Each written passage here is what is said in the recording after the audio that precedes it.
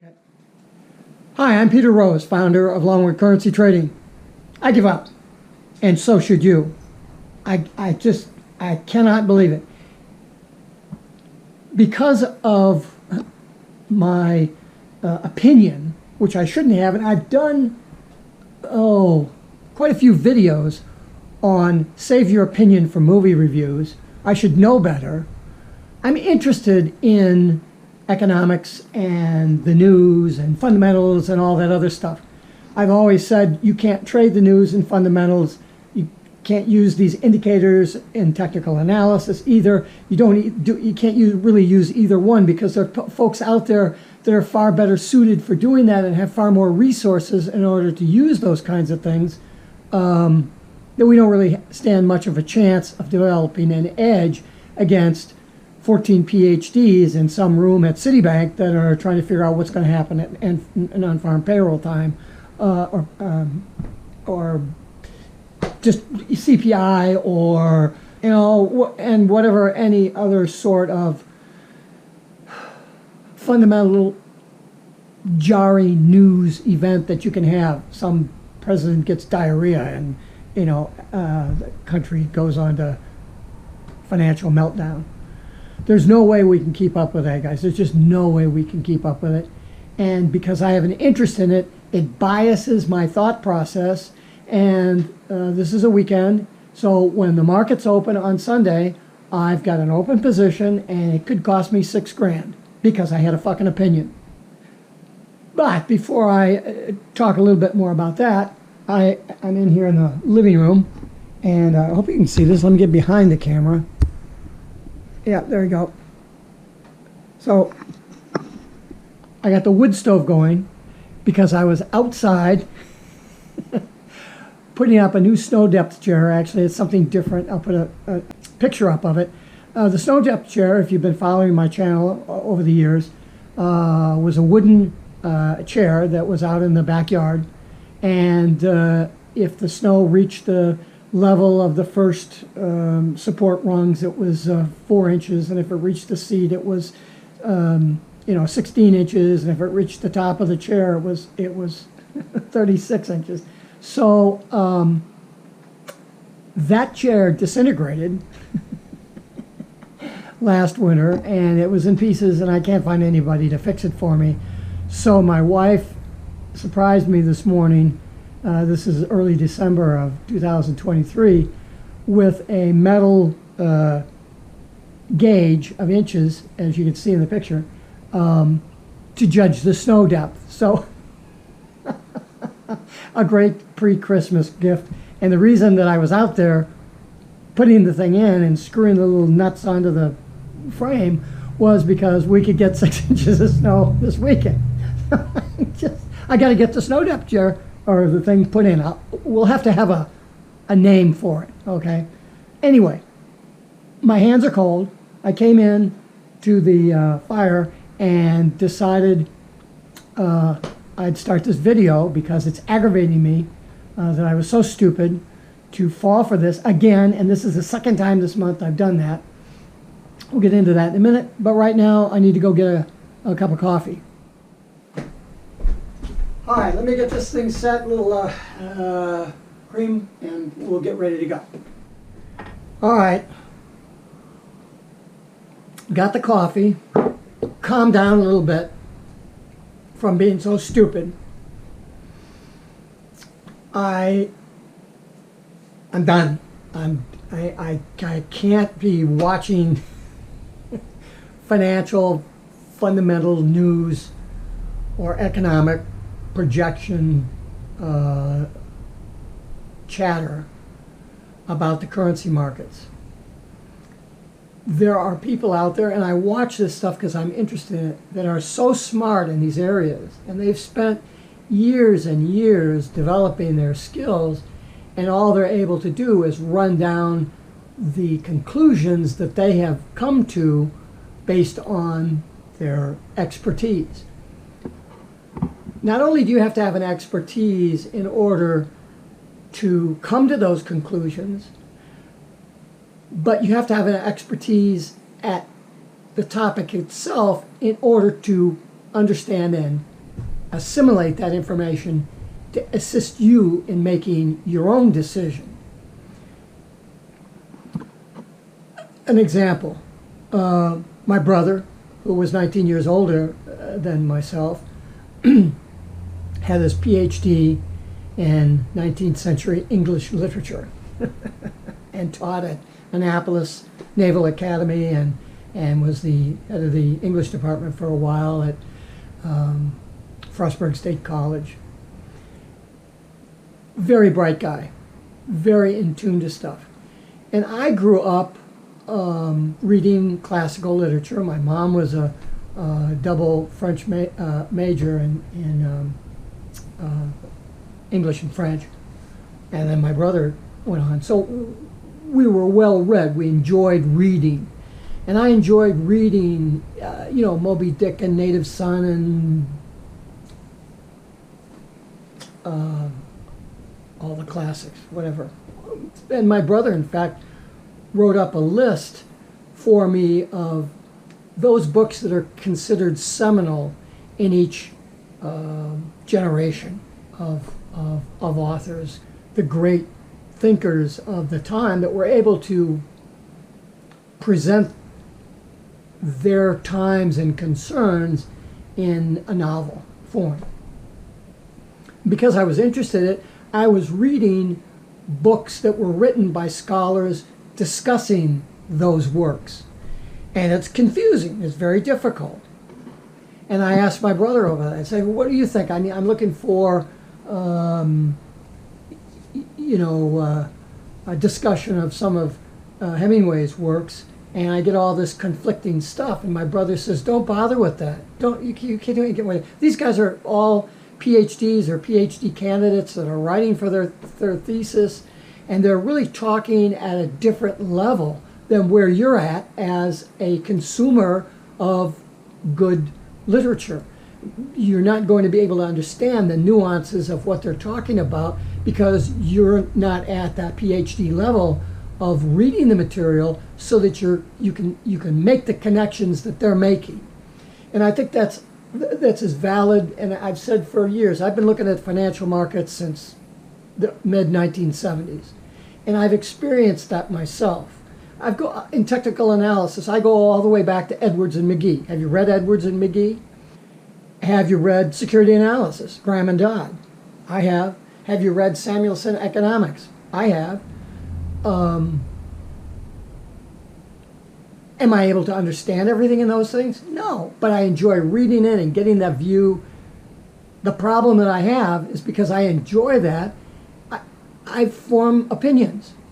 My opinions aren't worth shit. I would never try to teach somebody about economics or history. I've probably read as much history as somebody who's got a master's degree as far as Western civilization goes.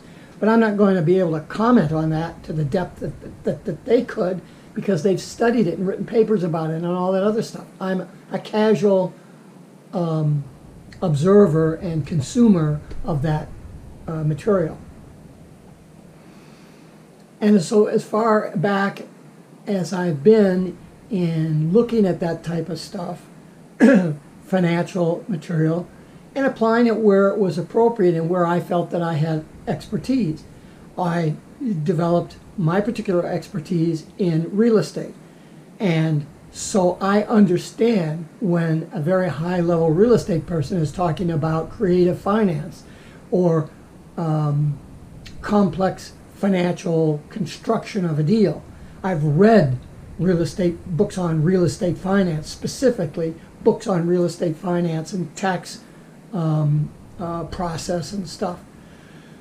So, and I've worked with people that are looking to buy a home and stuff, and I don't bother to burden them with any of that because they're not going to be at a level where they're going to be able to understand how that relates to their particular situation. However, I've had people come up and say, oh, I'm going to get into real estate and I'm going to buy this house and I'm going to flip it and I'm going to do this, that, and I go, whoa, wait a minute. Let's look at some really basic stuff here and compare that with where you're at.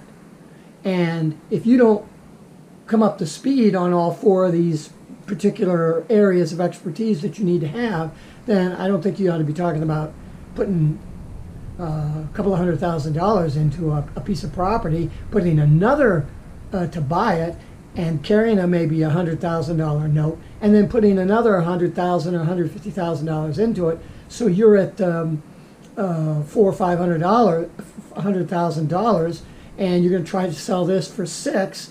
And I don't know whether you're going to make the $6,000, but if you make the $550,000, you've made $50,000. But is that worth the risk of the $50,000, $500,000 that you've had at risk, and the 6 or 8 months that you've had to 10 months that will take you to do this particular kind of flip? Oh no, it'll only take me 3 months. No, it won't. It's going to take you 8. And here's the reasons for that. So I'm having a very difficult time. I mean, I'm older. I'm 74. So I've got all these experiences, and it's good to bring your experiences to bear on the thing that you're doing, because that enhances that thing. But you got to be careful in actually trading, not so much investing. There's a difference. You need to read all that stuff, and you need to come up to speed if you're going to invest. But if you're going to trade, forget about that shit, pal, because it's not relevant to the time frame that we're trading. If you're doing stuff on a monthly level, you're investing. You're not trading. You know, you buy Ford stock because you know that their annual report is coming out in 3 months, and so you've read and you've studied and you like the automotive industry, and Ford's going to be a really good pick for you, and so you go in and buy 1,000 shares or whatever it's going to be, and wait for the results to come out, and then hold it for another 3 or 4 or 5 months or a year, so that you can get your capital gains tax benefit from holding that stock for that period of time. That's fine, but that's not trading. That's investing. As traders, and particularly if you want to trade stocks and you want to go into a stock and hold that for a couple of months, that's fine, or a year, or you're not really trading. Again, you're investing. But you can buy stocks and say, geez, the quarterly reports of this industry are coming up, and this company wasn't doing so good the last time, but now they've come up, and so I'm going to buy that stock because in 4 days when the results come out, I think that that's going to come up. 4 days goes by, the stock goes up, you pull your money, you got 4% on your money in 3 days, you're doing okay, right? So as a trader, you can do that in the stock market based on your knowledge of the fundamentals and all that of the stocks. To a certain degree, you could do that in commodities as well. You could study the wheat market or pork bellies or whatever and get that. But you can't do that in the currency market, and there's some very good reasons for that. I've talked about this on other videos. I teach it in my courses, and it's different. And so if you're going to invest, then go ahead and study that stuff. But if you're going to trade, my advice is forget about the fundamentals and forget about all this technical analysis stuff, and work toward price action, and using the backdrop of past price action as a suggestion as to what the order flow has been during that period of time, what the amplitude of that has been, and the periodicity of the amplitudes of that order flow, and the time that it was there, the time where that took place. If that was 6 months ago, it probably doesn't have very much effect on what's going to happen tomorrow, or today, or next week. So you pick things that are close because that's current order flow. And then you look at the price action and say, what's price action doing today that it did over the last week? Because if some institutional trader has a $4 billion order that he's got to exercise out, he's not going to be able to do that in 3 days. That's a lot of money. The currency market's $6 trillion, almost $7 trillion a day, but $4 billion is still a lot of juice. And so you don't want to just go in and say, oh, I want to buy Eurodollar, and here's $4 billion of fucking trading capital, and I'm going to go in with it. Because those guys don't trade on leverage, they trade cash on cash. So Can you imagine some guy with $4 billion and levered up 10 times? I mean, that a lot of people would go broke. But he can't distribute that out. Well, how long does it take to dribble out $2, $3, $4 billion worth of orders? Well, I don't know. I'm not a trader. But I do know it takes time. Now, whether you can do that in a week or whether it'll take you a month, large orders like that in thin industries might require a 2 or 3 month campaign. You have to judge the time frame that your trading is going to be taking with the time frame of the information you're looking at to make your decision. But that's the extent of it. You're looking at price action. But you can't be saying, oh, geez, last time's non-farm payroll came out to be blah, blah, blah, blah, and I got a non-farm payroll on Friday, and so I should probably do this. What you want to do is not fucking trade the non-farm payroll this week if you're thinking about what happened last time. Because what will happen to you is what's happened to me now, is that based on all these economic conditions and my opinion as to what should happen, I got stuck. I lost $3,400 one day doing that shit. I got caught. I came back the next day and said, this isn't right. I've got to put that stuff out of my head, and I got to do what I do best, which is trade by my rules based on price action and looking at what happened yesterday and trying to fade that to try to figure out how I can reverse my misfortunes. And I made $3,400. That seems kind of odd, but when you set goals like that for yourself, you're able to achieve them because you become hyper-focused on just doing the absolute, looking at the absolute minimal information that you need in order to make the decision. So you don't clutter yourself with a lot of if-then-else crap, conditional logic.